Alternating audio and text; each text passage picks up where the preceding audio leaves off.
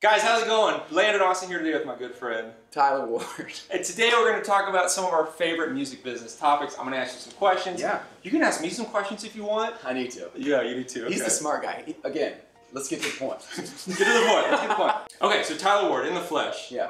I want to ask you Can I sit like this? Yeah, you can talk to me. I don't want to show off my knees. Yeah. Try to cover them. You have good looking knees. Okay. Can I ask you a question? Yeah, ask me a question. Okay. Why do you always cover up your logos? Okay. Because I don't want people to know what I'm working with. But they know what you're working with. You don't know that. Okay. This could be a Dell. It could be, what's another computer? I don't know. HP? HP? HP? I think HP? they yeah. Yeah, it could be that. It could be anything. Okay, so I want to ask you some questions about your music career. Yeah. You've been in music for a minute, done a lot of good stuff. It's almost been 10 years. No way. Yeah. I'm like 9 1/4 in. Your music career is a preteen. That's great. So obviously you've done music for a minute. What? I love it. You got like a little baby or a preteen running around with braces, playing your songs. Do you have braces at 9? Yeah, I started early. You know I got braces. Actually, I got braces like 11. I got them off when I was 19. Like I get them on and get them off and get them on and get them off. Yeah. I was done when I was 19. They did them wrong. They did them wrong. I think they did them right. Wait, one more snippet. Yeah. Landon saved me probably, I'm not gonna give you an amount, but Tens of dollars. Tens of dollars since I've known him, because he's good with finances. So I'm talking about finances. We talk about finances today? Yeah. I think you saved money on your outfit. That's what I helped you with. This t-shirt was probably way too expensive, actually. So how did you get to the point where music became a career then? How did that happen? My whole thing was, I don't want to work. Should I talk to you? It doesn't matter. Yeah. So I don't want to work for somebody else. I had a job at the Holiday Inn at one time when I was in 10th grade, and then I left that, and I was like, I'm not gonna work for anybody else. So I did an eBay business in college, and then I was like, okay, well I can make money doing music playing in these bars. So every single weekend I would just go to these different bars. They probably paid me $200, and then I make tips on top of that. So, dang. So I did. I cut my teeth basically. So I learned to like read a crowd and figure out what people like, and most of the time they just like what they already know. Yeah. Yeah. That's awesome. So then how did YouTube play into that? So YouTube came into that. I saw a band called Boyce Avenue. You know Boyce Avenue? Yeah, I know Boyce Avenue. Yeah. And I was like, who are these guys just lip syncing? And I was like, but are they lip syncing? And I was like, I'm gonna study it. So I like watched 10 or 15 videos. I was like, are they doing it live? Yeah. And I was like, I could do this. Yeah. Yeah. So I did a couple videos. I did a phrase song. Actually, I was on the couch of Ryan Tedder's house when he was in Denver. We had a New Year's Eve party. At Ryan Tedder's house? Yes. Okay. And I slept on his couch, and I woke up, and he brought his guitar down. This was after Apologize with like the smash. And I was like, I'm at Ryan Tedder's house. Maybe I can show him some of my music or whatever. And then he started talking about this album he wrote with the Fray, and they did a song called Don't Let Me Go. I think Don't Let Me Go. Let me go. So he was like, I think that's going to be a smash for them. And this was probably slated to be single number 2. And I was like, I have insider information. Yeah. So I was like, I'll do a cover of it. So I like sat there and did a Boyce Avenue black and white video.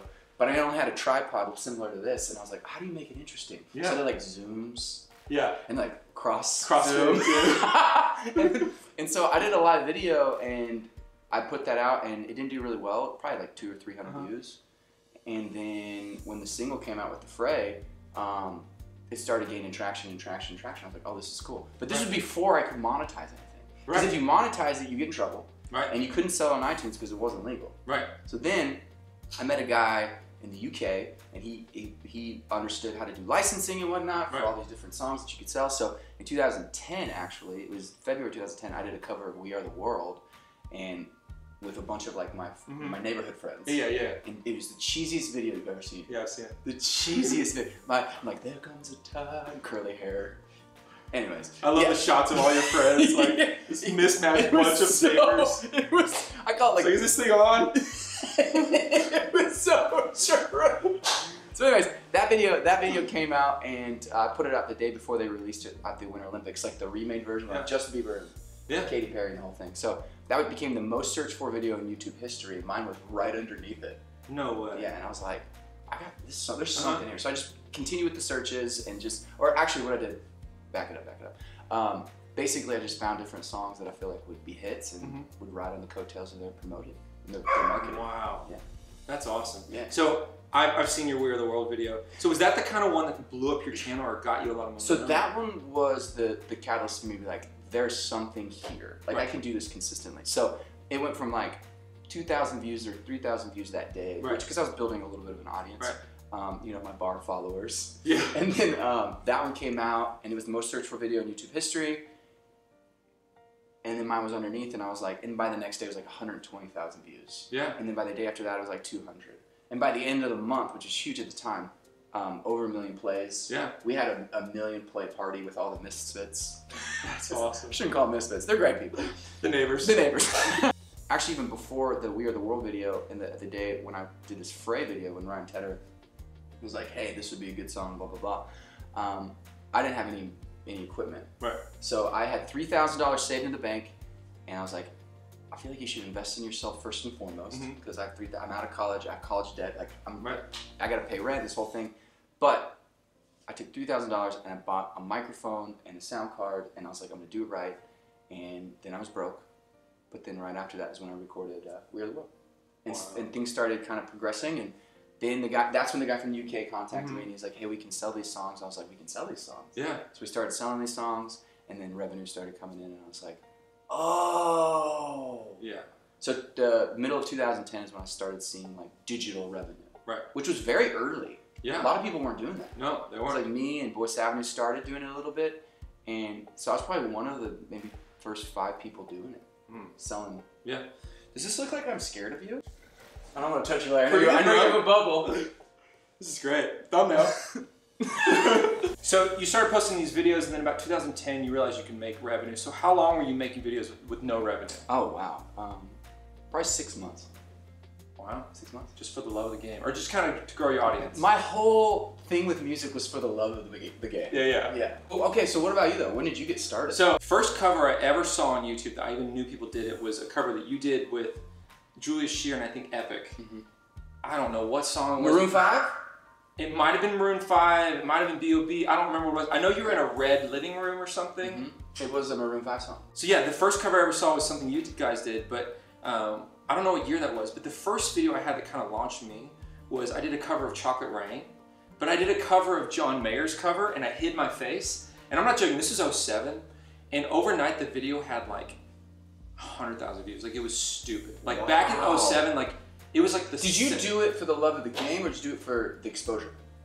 I clearly didn't do it for the exposure because I hid my face. Like literally people thought it was John Mayer. Wait, tell them what your username was. It was Tay Zonde fan. So I was a big fan of Tay Zonde. I love Chocolate Rain. And so I started this channel called Tay Zonde Fan, did a cover of his song. And overnight it blew up. I got like 7,500 subscribers. I was freaking out. And then I just like quit. I was like, that was cool, and just didn't do anything again for like 4 years. Was this pre or post Super Bowl? This is pre-Crash the Super Bowl. Wow. But yeah, that's kind of what got me going as well. Hey guys, thanks for watching that video. That's the end of part 1 of a 3-part series interview I did with Tyler. If you want to see the next video, click the link below. And lastly, this series was brought to you by my company. It's called Noisely.com. And what we do is we license music for wedding videos, corporate videos. If you have a podcast that needs music or a website that has videos on it that need music, you can license it all there. We have an awesome roster of artists, independent and label acts, really top-notch music, so make sure you check them out. And lastly, if you want to be an artist on the site, you can go to noisely.com, click contact, and submit your music there over email. So thank you for watching, and I'll see you next time. Bye.